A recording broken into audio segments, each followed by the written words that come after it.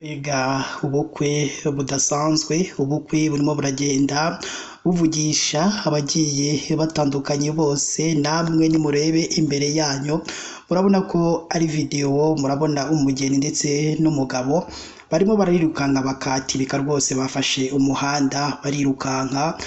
Ibyo rero ni ibintu bidasanzwe bibereye hano mu gihugu cyacu cy'u Rwanda, n'ubundi bino bintu ntabwo twari tubimenyereye kubona umuntu abantu bakora ubukwe nyine bagafata inzira, bagafata umuhanda ubundi bakirukanka. Bino ni ubwa mbere bigaragaye, njye ni n'ubwa mbere nabibonye, niyo mpamvu nyine n'abantu bose byagiye bibatangaza.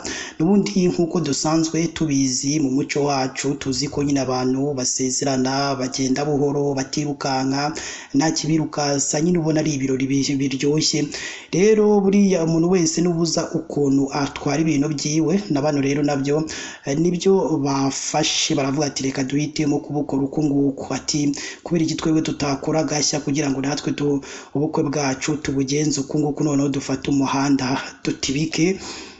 Imbuga nkoranyambaga zigiye zitandukanye, ibitangazamakuru bigiye bitandukanye, iyi video barimo baragenda bayihererekanya, hari nako bagenda batangaho ibitekerezo biherekejwe n'iyi video irimo iragenda igarukwaho n'abantu benshi cyane bagiye batandukanye bose bo hirya no hino mu gihugu cyacu cy'u Rwanda. Harimo uwatanze igitekerezo agira ati njyewe bino bintu kuva navuka ni ubwa mbere mbibonye.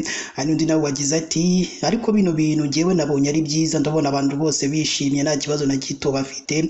Ati ndi murebe n'ababana baba bari imbere, murabona ko nabo rwose bishimye kandi bubashye ibyo bategetswe, murabona ko nabo birukase, umugore n'umugabo nabo birukase. Nyine ni ibintu bidasanzwe, ni ibintu bidasanzwe byerekana iyi video, abantu bose bishimye, abari muri ndavuga nyine abari muri ubu bukwe, gusa abandi bo batangaye bavuga ati ibi ni ibiki noneho, aya mahano yabereye hano yaba ari ayahe noneho. Ati ni ibintu bidasanzwe. Hari uwagize ati njyewe rwose ibi bintu ntabwo mbishyigikiye, kuba umugore n'umugabo bafata umwanzuro wo kwirukanka.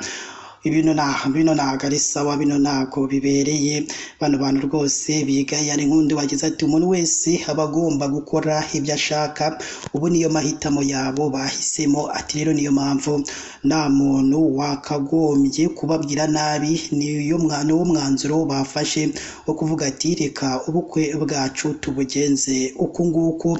Rero buriya ikintu cyose umuntu agikoze yikinira aba azi ko kitasirikira, niyo mpamvu rero bano bantu bakoze buno bukwe batazi nyine ko buzagenda busaraka abucicikana ku mbuga nkoranyambaga, nabo barimo baragenda batungurwa nyine n'iyi video yagiye icicikana ku mbuga nkoranyambaga.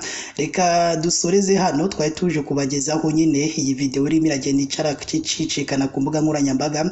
Reka dukomeze dukurikirane tumenye neza ese bwari buherereye hehe, ese uyu mugeni n'uyu mukobwa kubera iki bafashe uyu mugeni ndetse n'uyu musore kubera iki bafashe umwanzuro wo gufata ubukwe bwabo kubukora uku nguku maze bakirukanka mu muhanda. Ibyo rero byose turakomeza tubishakishe, aya makuru rero tuzagenda tumenya, tuzagenda tubigarukaho mu makuru yacu tugenda tubagezaho umunsi ku munsi. Mukomeze mugire ibihe byiza kandi Imana yo mu ijuru ikomeze ibane namwe mu byo mwamurimo byose bigiye bitandukanye, kandi mwibuke no kuduha ibitekerezo mureba munsi y'aya makuru. Murabona hatangirwa ibitekerezo, muduha igitekerezo, haba ari igishima ibyo dukora, haba ari n'ikitugira inama, byose mubiduhe kugira ngo nyine ibintu birusheho kugenda neza cyane 5 kuri 5. Imana ibane namwe.